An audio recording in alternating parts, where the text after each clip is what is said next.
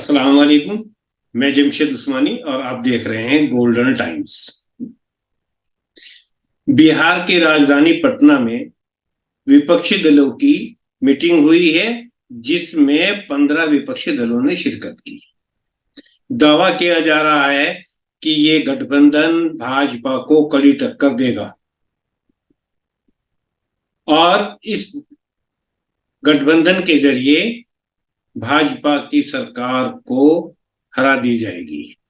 लेकिन क्या लगता है कि ये गठबंधन में शामिल लोग वास्तव में एक ऐसा गठबंधन चाहते हैं कि जो भारत की जनता को एक विकल्प दे सके? ये तो हर कोई मानता है कि इस वक्त मुल्क के अंदर एक विचारधारा की लड़ाई है। एक तरफ सेकुलरिज्म है, संविधान है, दूसरी तरफ फासिस्ट ताकतें हैं जो भारतीय संविधान को खत्म कर देना चाहती हैं, सेकुलरिज्म को खत्म कर देना चाहती हैं। लेकिन सवाल ये पैदा होता है, विपक्ष जो कि अपने आप को सेकुलर कहता है, क्या वो सेकुलरिज्म के लिए कोई लड़ाई लड़ रहा है या वो भी उसी नक्शे कदम पे चल रहा है कि जिसपे सत्तारूढ़ दल चल रहा है? देखने में तो यही आ रहा है। सेकुलरिज्म का तो नाम भी नहीं लेता विपक्ष। एक राहुल गांधी हैं जो सिर्फ भारत जोड़ो की बात करते हैं, वरना सभी दल अपने आप को बहुसंख्यक समाज के हितों की बात करने वाला अपने आप को साबित करने की कोशिश कर रहा है। जबकि जमहूरियत वही कामयाब जमहूरियत है जिसके अंदर सिर्फ बहुसंख्यक ही नहीं, अल्पसंख्यक भी अपने आप को सुरक्षित महसूस करें। लेकिन देखने में आ रहा है कि अपने आप को सेकुलर कहने वाले दल अल्पसंख्यकों का नाम लेना भी पसंद नहीं करते। उनके मुद्दे उठाना तो बहुत दूर की बात है।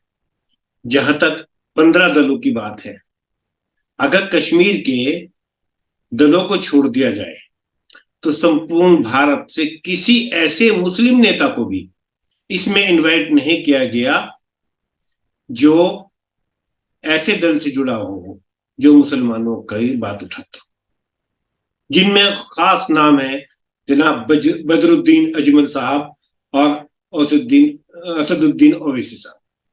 ये दोनों हमेशा मुसलमानों के मसाइल पे गौर फिक्र करते हैं, उनकी आवाज उठाते हैं। आखिर इन दोनों को इस मीटिंग में क्यों शिरकत के लिए दावत नहीं दी गई? मामला साफ है। ये तथाकथित धर्मनिरपेक्ष दल नहीं दिखाना चाहते कि उनके साथ कोई ऐसा आदमी भी खड़ा है जो देश के अल्पसंख्यकों की बात करता हो, मुसलमानों की बात करता हो, संविधान की बात करता हो, धर्मनिरपेक्षता की बात करता हो। बात इस मीटिंग की है तो इस मीटिंग में असदुद्दीन ओवैसी और बदरुद्दीन अजमल साहब को सिर्फ इसलिए इनवाइट नहीं किया गया क्योंकि उनसे डर था कि कहीं हमसे बहुसंख्यक समाज नाराज न हो जाए।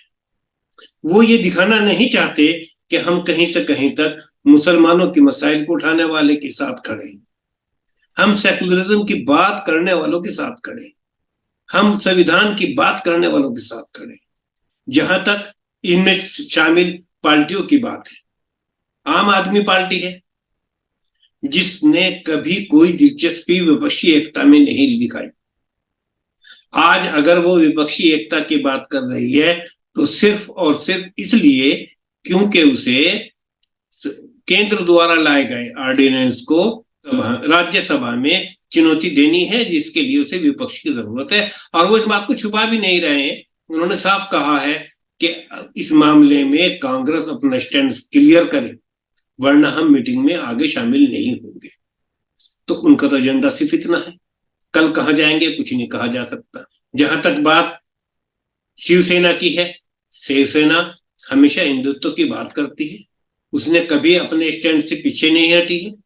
उनका अपने राज्य में भाजपा से एक झगड़ा है, वो कभी भी खत्म हो सकता है, लेकिन वो विचारधारा उनकी और भाजपा की विचारधारा में कोई फर्क नहीं है। लेकिन इन तथाकथित सेकुलर दलों को उनसे कोई परहेज नहीं। उन्हें परहेज है मुसलमानों से। वो अपने आप को सेकुलर कहलाना भी पसंद नहीं करते। उनको तो बस इतना चाहिए कि मुसलमानों को भाजपा का डर दिखाओ, उनको दुत्कारो, धक्के दो, जैसे यूपी में हमने देखा समाजवादी पार्टी ने किया। उन्हें मुसलमान लीडरशिप बिल्कुल पसंद नहीं है, इसीलिए बदरुद्दीन अजमल साहब और असदुद्दीन ओवैसी साहब को इस मीटिंग में इनवाइट तक नहीं किया गया। अब रही बात कश्मीर के मुस्लिम लीडरों की। कश्मीर के मुस्लिम लीडरों को हिंदुस्तानी मुसलमानों से कभी कोई ना मतलब वास्ता रहा है, ना उनके मसाइल पे कभी वो उनके बोलते हैं। तो इसलिए उनको उन्हें बुलाने में कोई हर्ज था भी नहीं, लिहाजा उनको बुला लिए गए। सवाल ये है कि भारतीय मुसलमान का प्रतिनिधित्व विपक्ष में कौन कर रहा है, और अगर विपक्ष की भी वही सोच है जो भारतीय जनता पार्टी की है, तो फिर मुसलमान ओवैसी की तरफ क्यों नहीं जाएगा, बदरुद्दीन अजमल के साथ क्यों नहीं जाएगा। जहां तक बात बदरुद्दीन अजमल साहब की है, असम में उनकी पार्टी का बहुत अच्छा असर है, और कांग्रेस के छोड़ के विपक्ष की किसी भी पार्टी का वहां कोई वजूद नहीं। तो भाई असम में क्या फायदा होगा आपको इस गठबंधन से।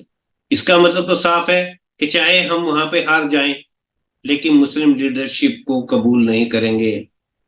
अब देखना यह है, ये पार्टियां जो गठबंधन बना रही हैं, क्या वास्तव में ये कामयाब होगा और इलेक्शन तक चलेगा भी या नहीं। क्योंकि इन हालातों में इनकी नीयत तो ऐसी नहीं लग रही है कि सबको साथ लेके चलना चाहते हैं। बस जहां तक बात रही मुसलमानों की, तो उनको लगता है कि मुसलमानों को भाजपा से डराएंगे, बताएंगे कि विपक्ष में हम उनका विकल्प है भाजपा का, इसलिए आप हमें वोट करो।